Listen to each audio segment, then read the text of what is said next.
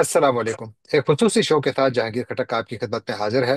नाज़रीन, आज यहाँ न्यूयॉर्क में बुध की रात और नवंबर की 12 तारीख, जबकि पाकिस्तान में जुमेरात की सुबह और नवंबर की 13 तारीख है। नाज़रीन, गुज़श्ता 24 घंटों के दौरान पाकिस्तान में बहुत कुछ हुआ, बल्कि मेरी राय में पाकिस्तान की तारीख नहीं बल्कि मुस्तकबिल बदल गया है।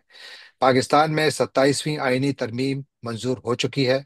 और उसके बाद जो पाकिस्तान 11 नवंबर को था, ये 12 नवंबर का पाकिस्तान उससे बहुत ज्यादा मुख्तलिफ है। ये कितना मुख्तलिफ है, ये पाकिस्तान के लिए इसके क्या मानी है, पाकिस्तान के इदारों के लिए इसके क्या मानी है, और इस खित्ते के लिए इसके क्या मानी है। इन मौदूआत पर बात करने के लिए आज मैंने दावत दी है। एक बहुत डिस्टिंग्विश्ड पॉलिटिकल कमेंटेटर हैं, फॉर्मर इंटरनेशनल बैंकर हैं, पाकिस्तान और आलमी उमूर पर इनकी बहुत गहरी नज़र है, जनाब साद हफीज साहब। साद साहब, वेलकम टू द शो। शुक्रिया जहांगीर साहब। सर, ये फरमाइए कि पाकिस्तान में तो जैसे मैंने अर्ज किया कि बहुत कुछ हमने देखा। पाकिस्तान की तारीख का सबसे ताकतवर आर्मी चीफ, बल्कि फील्ड मार्शल, एक ऐसी शक्ल में सामने आया है कि जो शायद पाकिस्तान ने इससे पहले नहीं देखा। क्या कहेंगे इस अमेंडमेंट के हवाले से आप? जी हाँ, मेरा तो इमीडिएट जो रिएक्शन हुआ है कि ये कॉन्स्टिट्यूशनल कू है। कॉन्स्टिट्यूशन कम और कू ज्यादा। और कॉन्स्टिट्यूशन की आड़ में बहुत कुछ किया इन्होंने। एक रबर स्टैम्प पार्लियामेंट ने इसको पास किया, बड़ा क्विकली पास किया। और फील्ड मार्शल को additional powers they the. Not only कि भाई उन्होंने अपनी फोर्सेस को रन करना है, अपनी फोर्स के चीफ रहेंगे, वो अब एयरफोर्स और नेवी के ऊपर भी हावी हो गए हैं। और उससे बड़े मेजर कॉन्सिक्वेंसेस होते हैं, और होंगे। क्योंकि ये वॉर एंड पीस का जब ये एक सिचुएशन अराइज होगी तो उसमें ये मेजर टेस्ट होगा। एक टेस्ट तो हो चुका है, लेकिन उस वक्त सिचुएशन बड़ी डिफरेंट थी। अब इनका जो रोल है फील्ड मार्शल साहब का और भी पोलिटिसाइज्ड रोल हो गया है। और हम फौज के बारे में बात करते थे कि भाई फौज silently is the largest political party in Pakistan. They have basically been running इधर डायरेक्टली और इनडायरेक्टली पाकिस्तान की जो सियासत है उसके ऊपर हावी रहे हैं all the time for 75 years. तो अब ये इसको इंस्टीट्यूशनलाइज कर दिया गया यानी इसको अब कॉन्स्टिट्यूशनल रोल मिल गया है बुनियादी तौर पर। है। फौज बिल्कुल। जो है वो कॉन्स्टिट्यूशनली पॉलिटिकली एम्पावर्ड हो गई है, और फौज अब एक इदारा भी है। और जी। फौज एक ऐसी सियासी जमात भी है जिसका बाकायदा एक सबसे ताकतवर नुमाइंदा इस वक्त हुकूमत भी चला रहा है, बेसिकली। क्योंकि अगर हमेशा के लिए आप ताकत को अगर डिफाइन करते हैं, तो हमेशा ये देखा जाता है कि वॉर एंड पीस का फैसला करने की ताकत किसके पास है, ये अहलियत किसके पास है। अमेरिका में अमेरिकी कांग्रेस के पास है, यानी जो जंग का फैसला है वो हमेशा कांग्रेशनल अप्रूवल से होता है, अगर अमेरिका का सदर जंग शुरू करना चाहता है।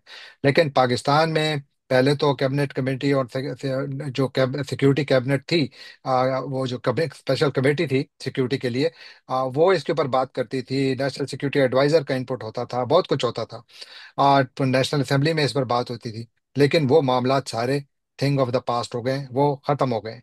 अब सवाल ये है कि जो नया सिनेरियो बन रहा है, जिसमें कि फील्ड मार्शल आसिम मुनीर एक इंतहाई ताकतवर शख्सियत के तौर पर उभरे हैं, आप क्या समझते हैं कि इसका असर ओवरऑल पाकिस्तान के अंदर सियासत पर किस किस्म का होगा?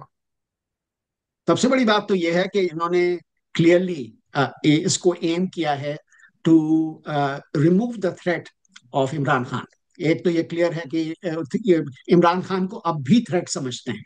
तो हम्म। इन्हें इन्हें इन्होंने ये डिसाइड किया है कि ये जो प्राइम मिनिस्टर हैं और जो करंट प्रेसिडेंट हैं मिल के फौज के साथ ऐसी सिचुएशन क्रिएट कर दें कि एसेंशली ऑपोजिशन को मिनिमाइज कर दिया जाए।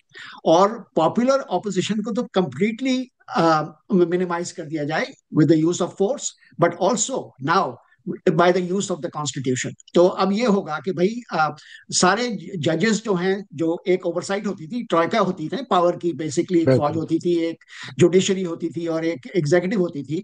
अब जो ओवरवेलमिंगली जो हो गई सिचुएशन वो फौज के टिल्ट हो गई है टोटली। और ये जो जुडिशरी तो is rubber stamp also now, क्योंकि इनकी जो बिल्कुल। अपॉइंटमेंट होगी वो सारी जो अपॉइंटमेंट होगी वो एग्जीक्यूटिव करेगी और वो एग्जेक्टिव कंट्रोल करेगी। करेगी। जुडिशियल कमीशन में जो मेंबर्स होंगे ओवरवेलमिंगली सिविलियन गवर्नमेंट एग्जीक्यूटिव के रिप्रेजेंटेटिव्स होंगे। और जो जजेस अपॉइंट होंगे वो सारे के सारे इनके प्री सेलेक्टेड होंगे। Pre selected. तो जो इंडिपेंडेंट जुडिशरी का जो कॉन्सेप्ट था वो इज अ थिंग वो of the past. It is think of the past. आपने एक टर्म बहुत अच्छी इस्तेमाल की कि ये एक कॉन्स्टिट्यूशनल कू है। अब इस कू के जो यानी मुहर्रिकात, तो पता नहीं, आपने इसमें इमरान खान का नाम लिया, यकीनन वो भी एक फैक्टर है। लेकिन ये एक जाहिर है कि जितनी ज्यादा उन्होंने कॉन्स्टिट्यूशनल सेफ गार्ड्स अपने लिए रखी हैं कि उनसे ना कोई पूछ सकता है, चेक्स एंड बैलेंस का सिस्टम पाकिस्तान में खत्म हो गया बिल्कुल, जी। हमेशा के लिए। आप देखिए कि किसी भी मुल्क में जो प्रेशर वॉल्व्स होते हैं वो रखे जाते हैं कि अगर पब्लिक प्रेशर बढ़े तो कहीं से वो उस वॉल्व को आप रिलीज करें तो वो प्रेशर कम होता है। पाकिस्तान से तो प्रेशर कुकर नहीं बनेगा अगर ये जिस तरीके से सारी पावर कंसंट्रेट, पूछने वाला कोई नहीं, जुडिशरी अब बाकायदा एग्जेक्टिव का हिस्सा है, मातहत इदारा बन गई है। और फिर साथ हमारी जो डिफरेंट फोर्सेस हैं, यानी नेवी हो गई, एयरफोर्स हो गई और आर्मी, ये जो तीन बड़े कंपोनेंट्स हैं हमारी फोर्सेस के, वो भी इंडिपेंडेंट कमांडर या लीडरशिप के तहत चलती थी। और वहां पर फिर joint chiefs of staff committee के चेयरमैन बैठते थे और एक साथ वो काम करते थे। 1971 की वॉर के नतीजे में बनाई गई थी। वो इदारा खत्म हो गया, सारी की सारी पावर एक मरतबा फिर फील्ड मार्शल के ऑफिस में आ गई।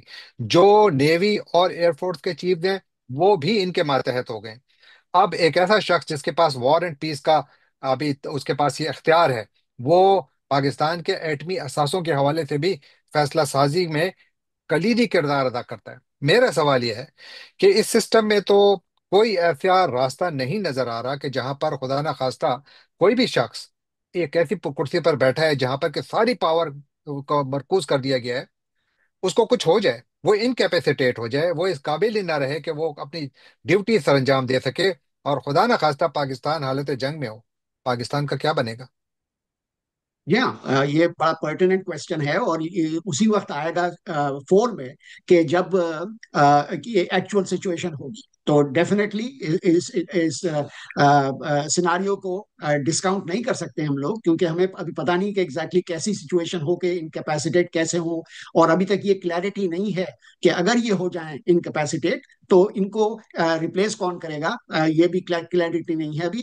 तो ये चीजें तो अभी इन्होंने ये भी प्लान किया है कि स्ट्रेटेजिक फोर्स कमांड के एक अलग जनरल होंगे जो भी इनके मातहत होंगे, वो भी इन्वॉल्व होंगे। तो अब ये आगे चल के पता चलेगा कि भाई जो आपने सवाल रेज किया, वेरी इंपॉर्टेंट सवाल रेज किया है, उस सिचुएशन में सेटअप क्या होगा। लेकिन साथ ही ये बात बहुत बड़ा सवाल है। वैसे भी इन्होंने भी वो रॉकेट फोर्स वगैरह का ऐलान भी किया था, उसको बना रहे, उसके लिए जी। ने उसको जनरल ही ने लीड करना था, तो दे विल अपॉइंट वन। लेकिन हमेशा के लिए जो सबसे बड़ा फैसला है वो तो ये है कि वो जनरल को जो हुक्म देगा कि आपने अपने एसेट्स को कब एक्टिवेट करना है, खुदा ना करे कि कभी उनकी जरूरत पेश आए, लेकिन दायरे तैयारी तो उसी के लिए होती है। तो वो जो पूरा सिस्टम है, वो प्रोसेस है, वो अब एक हाथ में चला गया है। और उसकी वजह से जो मिलिट्री के अंदर जो मौजूद हमारे प्रमोशन के क्राइटेरिया थे, वो शायद वैसे ही रहेंगे, लेकिन जो टॉप पोजीशंस पर एक शख्स बैठा हुआ है और उसकी ना कोई रिटायरमेंट की एज है, ना उसको कोई पूछने वाला है, तो आपका ये ख्याल नहीं है कि इसका असर कोई हमारी जो फोर्सेस के अंदर जो मोरल है उस पर भी पड़ सकता है? क्योंकि वहां पर लोग ये तो सोचेंगे कि यार, यहाँ पर अगर कल दूसरा फील्ड मार्शल बन जाए, या पाकिस्तान में अब दूसरे फील्ड मार्शल के बनाने की गुंजाइश ही नहीं रही, क्या आप क्या समझते हैं? क्योंकि मुझे तो लगता है कि फिर गुंजाइश है कि नहीं है, क्या दूसरा फील्ड मार्शल कभी बनेगा हमारी जिंदगी में? हमारी जिंदगी में पता नहीं जहांगीर साहब, लेकिन ये एब्सोल्युटली पर्टिनेंट क्वेश्चन है और बड़ा इंपॉर्टेंट क्वेश्चन है। लेकिन मैं आपको इस तरह करूंगा कि ये जो ऑफिसर्स होते हैं स्पेशली जनरल के रैंक तक जब तक ये पहुंचते हैं, इंडोक्ट्रिनेशन इनकी ऐसी होती है कि their loyalty is not so much to the country, it is the Pakistan के अंदर जो सिस्टम है, their loyalty is to the institution and to the chief. तो बिल्कुल ठीक कह ऑलरेडी रहे हैं। आप बड़ी रिगोरसली इनको ट्रेन किया जाता है इस तरह। And the second piece of it के लास्ट 3 और 4 इयर्स के अंदर बड़ा क्वाइटली इन्होंने पर्च किए ऑफिसर्स को जिनकी इंडिपेंडेंट ओपिनियंस थी, जिनकी समझी जाती थी ये कि पॉलिटिकल ओपिनियन स्टिल कर रही थी पीटीआई की तरफ, they have purchased those officers. तो इस वजह से आई डोंट थिंक कि इमीडिएटली कोई साइन ऐसा नजर आ रहा है कि कोई resistance within the forces है फील्ड मार्शल के लिए, who enjoys now life time immunity as well. लेकिन एक चीज है कि देखिए, हमने तारीख में देखा है, हालिया तारीख में भी देखा है। जी। आप शाम में देखें, बशर अल असद के खानदान ने शाम पर 60 साल तक हुकूमत की। अपेरेंटली बड़ा ताकतवर था, फिर वहां पर खाना जंगी शुरू हो गई। और उसके बाद बशर अल असद को भागना पड़ा। सद्दाम हुसैन इराक में एक बहुत ताकतवर लीडर के तौर पर आया। कई दिहाइयों तक उसने हुकूमत की, लेकिन उसने अपने मुल्क को इतना कमजोर कर दिया कि आखिर में वो खुद जिंदा एक कब्र में रह रहा था, और फिर उसको फांसी हुई। हमारे पास तारीख में बहुत सारी ऐसी मिसालें मौजूद हैं कि जहां पर लोगों ने अपने गिर्द ताकत के हर किस्म के मीनार खड़े किए हैं, लेकिन जब बुरा वक्त आता है तो वो अपने आप को नहीं बचा सकते। मेरा जो सवाल है वो ये है कि देखिए, हमारी मिलिट्री पर इसका असर किस हद तक होगा। ये तो आपकी बात ठीक है कि खुदा ना करे कि इम्तिहान भी आए, हमें अल्लाह ताला हमारे मुल्क को जंगों से दूर रखे। लेकिन सवाल यह है कि जो अगर जंग ना भी हो, तो आपने इदारे को कंप्रोमाइज नहीं किया इस तरीके से कि जहां पर आपने खुद ही एक फुल स्टॉप लगा दिया कि जी the buck stops with me, at me, कि आप मेरे पास आएंगे, यहाँ पर सब कुछ खत्म है। फौज में जो आएगा बस वो जर्नैल बनेगा। वैसे भी ये बात आपकी ठीक है कि वैसे भी जो आम राय है वो यही है कि फौज में ब्रिगेडियर एंड बहुत सारी पॉलिटिकल अपॉइंटमेंट्स होती हैं, उनमें बहुत कम यानी मेरिट को यकीनन देखा जाता है, लेकिन ज्यादातर जो है वो लॉयल्टी ही को देखा जाता है। Not loyalty to the country और may be to the institutions, more loyalty to the general. आप देखिए, इस वक्त चाइना में आज न्यूयॉर्क टाइम्स में एक बहुत तफसीली खबर छपी है कि चीन में उनकी फौज में बहुत बड़ी पद शुरू की हुई है शी जिनपिंग ने, और उनके एक बड़े जर्नैल को उन्हें जेल में डाला हुआ है कि उसके ऊपर करप्शन यानी साबित हुई है। मेरा सवाल ये कि इतनी बड़ी ताकत का इर्तिकाज के बाद आप नहीं समझते कि हमारे अपने इदारे, स्पेशली आर्मी और दूसरे इदारों में, इससे करप्शन नहीं बढ़ेगी? क्योंकि ऊपर को कोई पूछने वाला नहीं है, तो दायरे के नीचे भी फिर इसी किस्म के हालात बनेंगे। देखिए, आपने कई एग्जाम्पल्स दिए दूसरे मुल्कों के, और वो मुल्क टूटे इसी वजह से थे बाद में, कि बिल्कुल। उनके अंदर ये कंसंट्रेशन ऑफ पावर थी।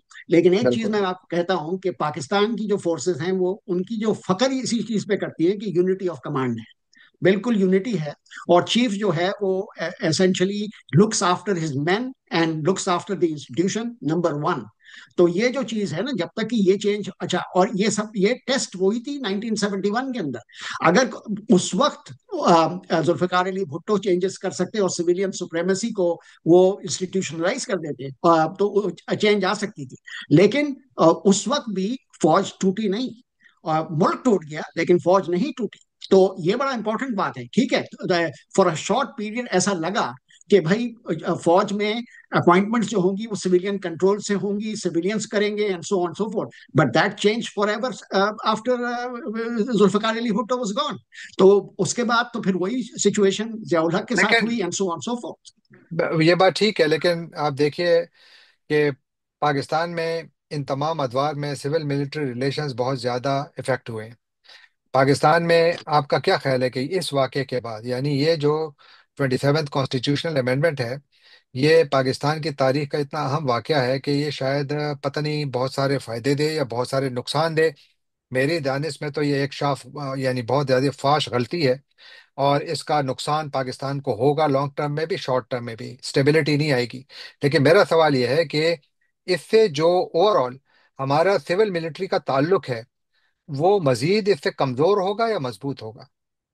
मेरा ये ख्याल है कि ये तो ऐसा टिल्ट आया है कि अब तो कंसंट्रेशन फौज के पास और चीफ के पास आ गई है कि इतनी ज्यादा पावर। तो इसमें मेरे ख्याल में सिविलियन जो लीडरशिप है, they will always play second fiddle. तो वो जो बैलेंस था, कोई बैलेंस तो रहा ही नहीं ना अब तो नहीं है। बेसिकली, हाँ जी हाँ, तो अगर in the absence of a popular uprising, जो कि हो सकती है अगर इकोनॉमिक कंडीशन जिस तरह चल रहा है पाकिस्तान का, अगर वो होता है तो वो फिर वापस ला सकता है इसको। लेकिन इस वक्त आप मुझसे अब आज पूछ रहे हैं, specially after the 27th amendment, इस वक्त जो है सिचुएशन ऐसी है कि it is very difficult to foresee something like that happening, at least in the short term. और इनका प्लानिंग जो है, इनकी जो हुई है, it's a 5 year plan and then a 10 year plan. तो ये they have already taken that into consideration. So again I repeat, जब तक के अवाम बाहर नहीं आते और अवाम इसको अपोज नहीं करते and so on so forth, I don't see नहीं थिंग्स होता। Changing. I I agree with you. क्योंकि हमने देखा, नेपाल में देखा लोग खड़े हुए, बांग्लादेश में देखा लोग खड़े हुए, श्रीलंका में देखा लोग खड़े हुए, दुनिया भर में हम देख रहे हैं कि जहां पर भी इस किस्म के लोगों के हुकूक की बात आती है तो लोग निकलते हैं। अनफॉर्चुनेटली पाकिस्तान में नहीं निकले, लेकिन पाकिस्तान के दो सूबों में शोरिश शुरू हो चुकी है।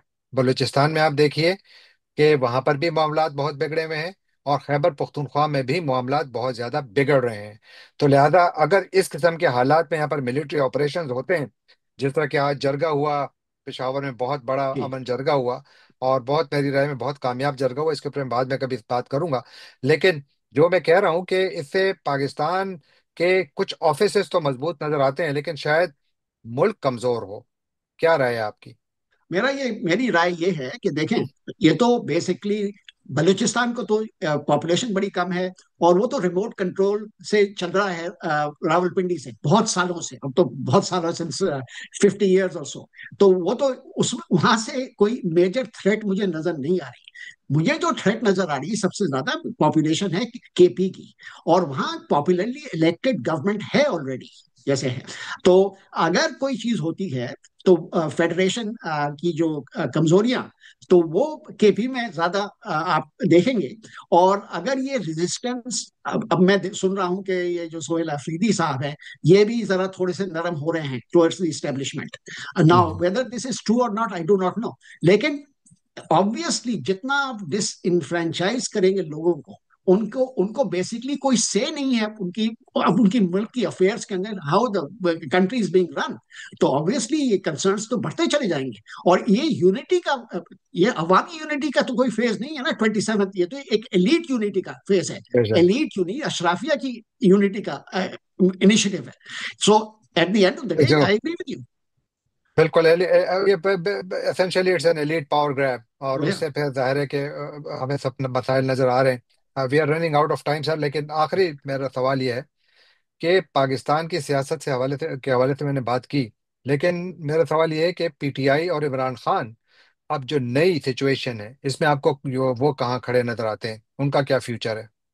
आई थिंक कि जो एलीट जिसकी हम बात कर रहे हैं, अशराफिया जो बात कर रहे हैं, जिसमें फौज का मेजर रोल है, they have decided that in the future ये इनका कोई पाकिस्तान की रनिंग ऑफ पाकिस्तान, उसमें कोई रोल नहीं होगा, ये प्राइम मिनिस्टर नहीं बनेंगे फिर से। I will be very clear कि भाई इनका यही प्लान है। इनका क्या होना चाहिए, ये इनका रोल बिल्कुल वही है, रेजिस्टेंस, मोर रेजिस्टेंस। और बेसिकली ये जो 27th अमेंडमेंट है, this is a useful tool, and फिर economic conditions and so on. So they must continue their movement. They must come out on the streets and make sacrifices.